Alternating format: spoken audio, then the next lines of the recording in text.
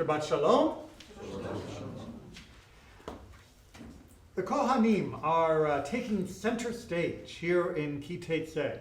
Up until this point, Aaron has been the sidekick of Moshe, but now we know that they are going to be given special responsibilities and special clothing to go along with it. The robes, the hat, the breastpiece, the shoulder pieces, all of the various dressing of the Kohen and Kohen Gadol in particular are magnificent, splendid, and exclusionary. After all, why do Aaron and his sons and their descendants afterwards get to be the only ones who can step into the temple precincts, the Mishkan at this time, to be able to offer up those sacrifices? After all, didn't Abraham, didn't Isaac, didn't Jacob offer up sacrifices wherever they happened to be? They were not Kohanim, they were not the children of Aaron, so why should the rest of us be excluded from this opportunity? The Midrash itself posits that prior to the appointment of Aaron and his sons, that in fact there were Kohanim, remembering the word just means priests, among all of the tribes, that the firstborn of each family, in fact, acted as a Kohen, as the family priest, if you will, the one who had the responsibility to officiate at the sacrifices on behalf of the family. Certainly this is much more egalitarian. Certainly this would seem to be much more democratic. So why the Kohanim? Well, as I like to always do, I like to flip the question and say, why not everyone else? Meaning, it's not we don't need to unpack why the Kohanim were given the job. We need to first understand why God changed the system where everyone else, or even just the eldest of the families, would be offering up the sacrifices. And to understand that, well, you just have to look through the book of Bereshit, the stories of Genesis, and you have to look through the stories of the rest of Tanakh. What is the common element, the thread that goes throughout all of the stories of the families that are found throughout the Tanakh? The first one? They're jerks. They're jerks. That is to say, their families are human families. I shouldn't be too strong, but not every family is just all full of people that are mean, miserable, jealous, and rivals. But there's always a little bit of that, isn't there? And if there is some rivalry if there isn't some rivalry within your own cluster of family, well, my clan may still definitely have rivalry against you. We see this most explicitly in the different sons of Jacob that line up according to the different mothers that gave birth to the different tribes that came from him, where there is rivalry between the children of Rachel against the children of Leah and the children of the handmaids against all of the others.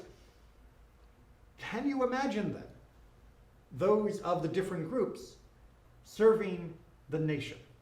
Those who had a particular feeling of loyalty and rivalry, speaking on behalf of the entire community. Would it not be more likely that when the Kohen Gadol that came from Naphtali stood in front of the community and said, "It is Yom Kippur," someone at the back would say, "Down with Naphtali! They're terrible. I hate the Naphtaliites. Do you know what Naphtali did? 300 years ago, my family had a border dispute with the family of Naphtali, and now you're going to stand up there and pray on my behalf? Wash away your own sins first. How dare you walk into the Holy of Holies? You're not worthy coming from a family like that." Okay, so we appoint someone from Zebulun, from Issachar, from Judah, from Benjamin.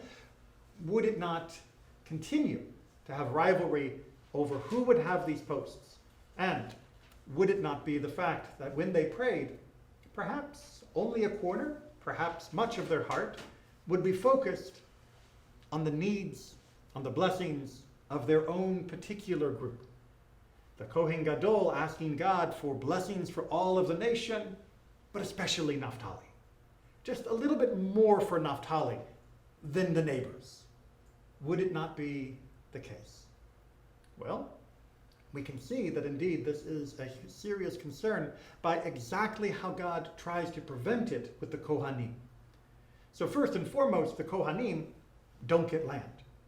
They are not going to be dependent upon their hard work of plowing a field or grazing their flocks to be able to support themselves.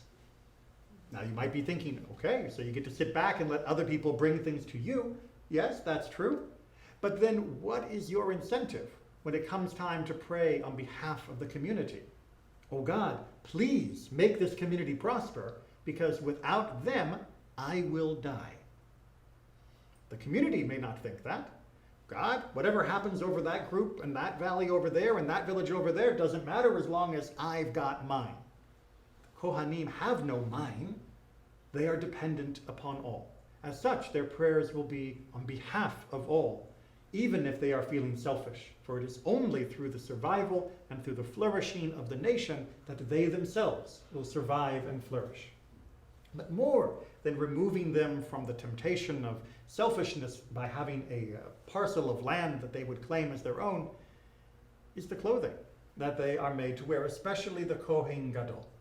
The Kohen Gadol has two very special pieces of equipment that serve no practical function. They are not holding up his trousers, they are not covering his head in humility, they are not protecting him from stray sparks from the altar.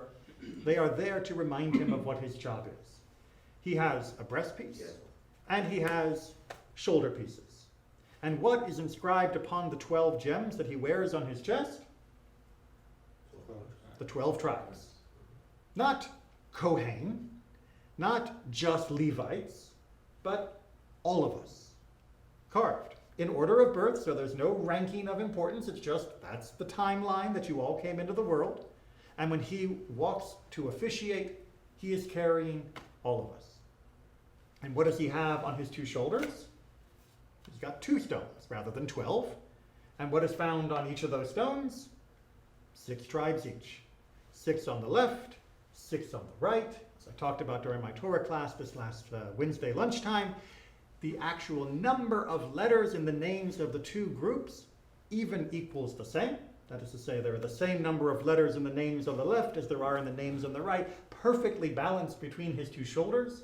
He is quite literally carrying the nation in its totality, in its equality, whenever he is officiating. He is not serving God for himself. He's not serving God for his family. He's not serving God for some narrow interest. He is serving God for the nation.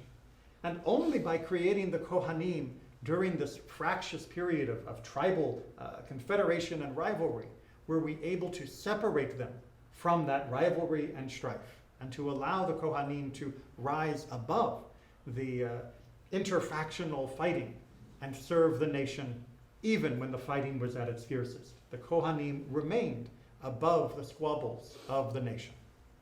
You're probably wondering, but Rabbi Neely, it's 2023, we don't have a Mishkan, we don't have a temple, and we certainly don't have a Kohen Gadol.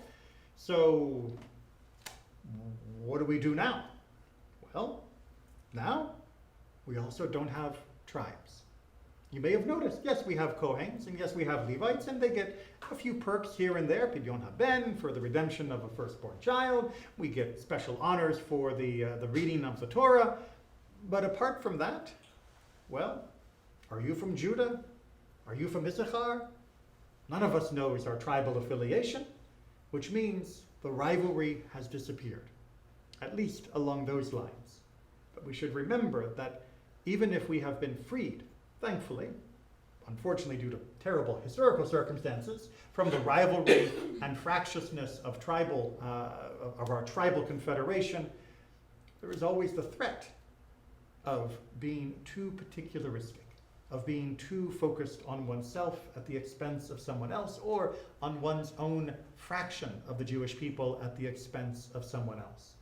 We are all Jews, and we all serve each other, and we all serve the same God. Yes, we may have different styles of doing so. We may do it in different buildings, we may do it in different languages, but we are all united. Remember the lesson of the Kohen Gadol. And the best of us carries all of us, and each of us has that same capacity. Shabbat Shalom.